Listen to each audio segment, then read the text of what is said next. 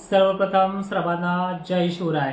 6 August आज आहे आणि डॉल्फिन चक्रीवादळाबद्दल महाराष्ट्रामध्ये वेगवेगळ्या पद्धतीनं शेतकऱ्यांना मार्गदर्शन केलं जाते आणि अक्षरशः पुढील काळामध्ये पाऊसच नाही किंवा परिणाम होणार आहे याबद्दल माझ्याकडनं तुम्हाला जे काही विश्लेषण होणार आहे ते फक्त शेवटपर्यंत पहा। आणि डॉल्फिनबाबत मी माझ्या यूट्यूबवरती आणि थोड्याच वेळामध्ये फेसबुकवरती नकाशासह व्हिडिओ दाखवणार आहे। पण आज या लाईव्हमध्ये तुमचे प्रश्न आणि तुमच्या प्रश्नांवरती आधीच पडलेल्या प्रश्नांच्या उत्तरांना हा लाईव्ह आहे। तर लक्षात घ्या, महाराष्ट्रामध्ये पुढील काळामध्ये 15 दिवस पावसाचं पाऊसमान कमी आहे असे आतापर्यंत शेतकऱ्यांचे मला कमेंट येत आहेत, कोणतरी म्हटलं असेल म्हणून। तर लक्षात घ्या, जे अंदाज दिलेत ते अंदाज मी कधीच शब्द माघारी घेतले नाही, कारण ते अंदाज रात्रभर जागून त्याचा पूर्ण तपशील काढून वाऱ्यात जरी बदल झाला तर 2-4 जिल्ह्यामध्ये बदल होईल, पण महाराष्ट्रामध्ये दिलेल्या तारखेला तो मोठा पाऊस शक्य आहे। कसं आणि काय हे देखील आपण तुम्हाला सांगण्याचा प्रयत्न करूयात।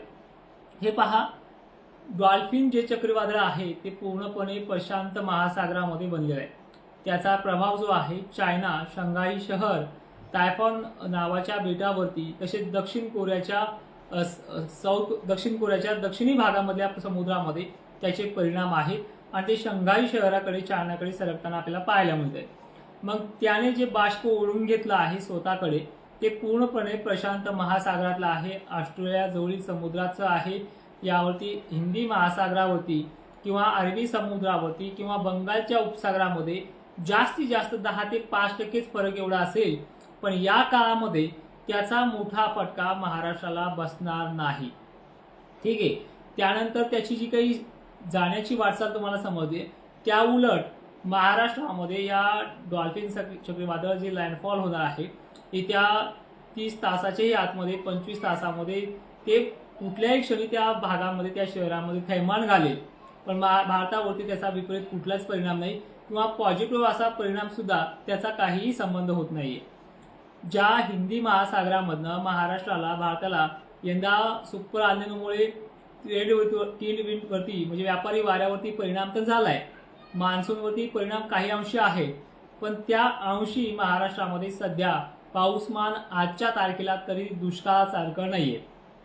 पुढे 13-14 तारखेपासून पुढे महाराष्ट्रामध्ये उलट ज्या तारखेला यांनी पाऊस कमी सांगितलाय त्याच तारखेला उलट पाऊसमान वाढणार आहे, ते जिल्हे लक्षात घ्या।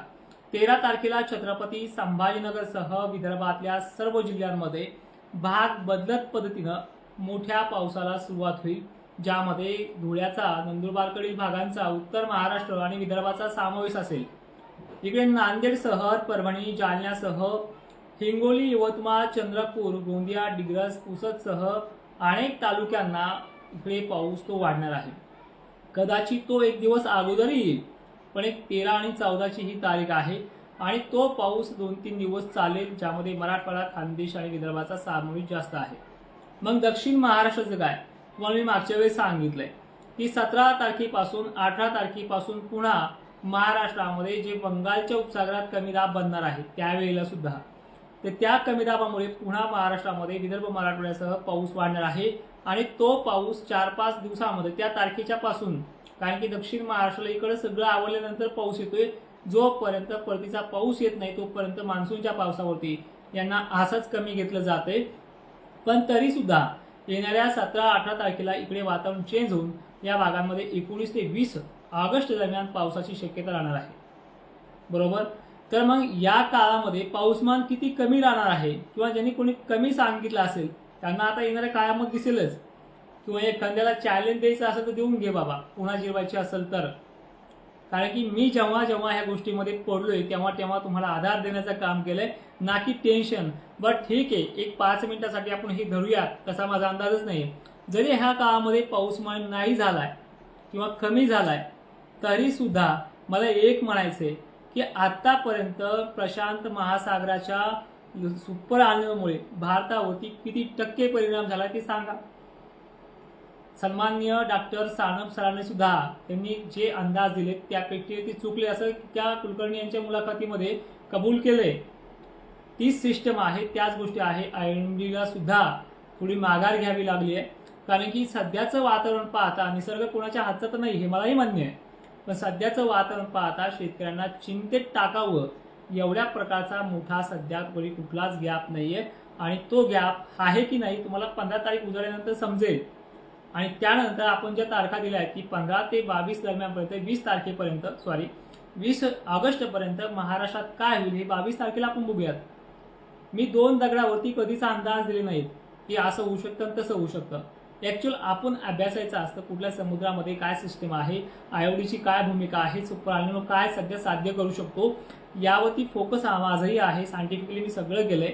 पण एक विषय असा येतोय की ज्या गोष्टीमुळे तुम्ही शेतकरी माझ्या कमेंट बॉक्समध्ये सांगतात की अमुक अमुक म्हणलाय, तुम्हाला जर ते अमुक अमुकचं आवडत असेल तर माझ्याकडे लाईव्हला येत चालू जाऊ नका, ही हात जोडून विनंती आहे.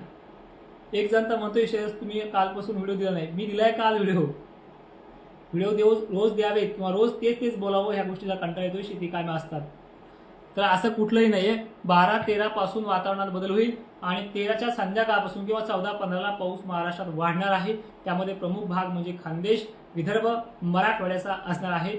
दक्षिण महाराष्ट्राला कालावधी घेईल, पण तिथे सुद्धा पाऊस चांगला असणार आहे. यांच्या भागामध्ये मी कालही व्हिडिओमध्ये सांगितलंय की आठवड्याच्या शेवटी म्हणजे ऑगस्ट संपत्याच्या शेवटच्या तारखेपर्यंत होईना यांच्या भागामध्ये म्हणजे सोलापूर असू द्या, धाराशिव असू द्या, अहिल्यानगर पण असू द्या, ठीक आहे, बीड जिल्हा असू द्या, इकडे तर होणारच आहे, त्याचा विषय नाहीये. पण हे जे भाग सातत्यानं पाऊस कमी आहे सांगताय, तर या भागात सुद्धा विहिरीच्या पाण्याचा वाढ होईल. असा पाऊस ऑगस्ट शेवटच्या आठवड्यामध्ये सुद्धा आहे. काळजी का करताय? सध्या सुद्धा महाराष्ट्रामध्ये अनेक शेतकरी पावसाला वैतागलाय, कामं करू देत नाही, अशी परिस्थिती सध्या काही 22% भागांची आहे. पाऊस बंदच झाला नाही अनेक ठिकाणी, तर काही ठिकाणी उघडीप मिळाली. त्या उघडीपचं काय करता येईल तुम्ही कामं करून घ्या. ज्यांना खतं औषधं टाकायची, ओल पुरेशी नसेल तर थांबा, येणारा काळ तुमचाच आहे. त्या काळामध्ये तुम्हाला कामे करता येईल. आणि आता एकदा व्हिडिओमध्ये जिल्ह्यानुसार एकदा अंदाज सांगूयात आणि लाईव्हला पूर्ण विराम देऊयात. लक्षात घ्या, सध्या 7 तारखेपासून राज्यात, मी तुम्हाला मागे पण सांगितले, 7 तारखेपासून राज्यातल्या पश्चिम मराठवाडा काही भागामध्ये खानदेशमध्ये पाऊस एक चांगली फवारणीची उघडीप देणार आहे, ज्यामध्ये 8 तारखेला सुद्धा उघडीप असणार आहे. पण या काळामध्ये नागपूरसह चंद्रपूर, गोंदियाच्या काही भागांमध्ये पाऊसमान हा चालूच राहणार आहे. हे लक्षात घ्या. फक्त हा जो काही कोपरा आहे याला 8ला आहे, 7ला पण आहे.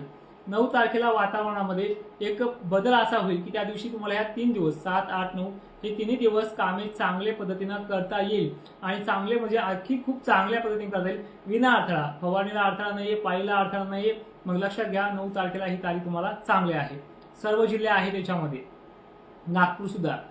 10 तारखेला काय होईल की राज्यामध्ये खानदेशकडनं टायफॉन चक्रीवादळ डॉल्फिन चक्रीवादळ 10 तारखेला नाशिक, उत्तर महाराष्ट्रामध्ये सटकारे बिटकारे पुन्हा चालू होतील, ज्यामध्ये सोलापूर तुरळक ठिकाणी, लातूर मोजक्या ठिकाणी, विदर्भात काही ठिकाणी, चिखली वगैरे भागात काही ठिकाणी 10 तारखेला. 11 तारखेला याच भागामध्ये पूर्वेकडील भागांमध्ये नांदेड, लातूरसह मोठा पाऊस. वळणं पण भरतील टायमिंगला काही भागांमध्ये. सर्वदूरची व्याप्ती नाही हे लक्षात घ्या. सर्वदूरची व्याप्ती नाही हे लक्षात घ्या.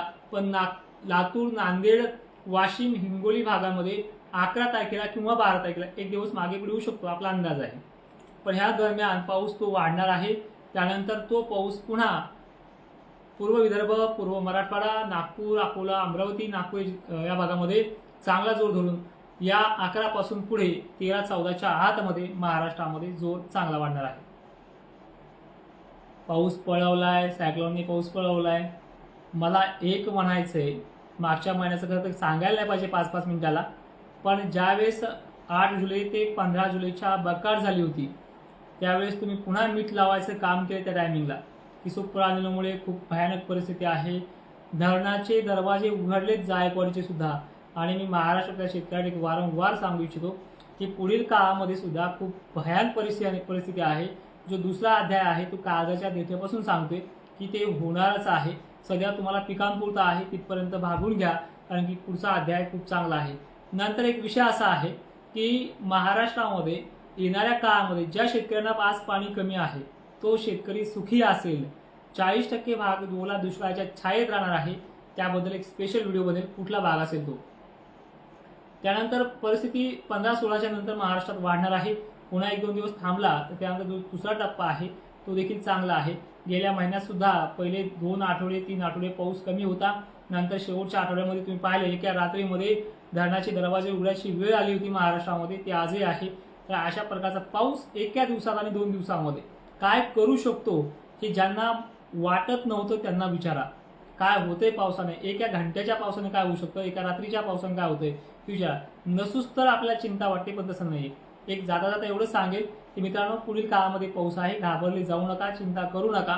हे तुम्हाला वारंवार सांगेल. उद्या वाटल्यास लाईव्ह घेणार नाहीये, हे लक्षात असू द्या. जय शिवराय.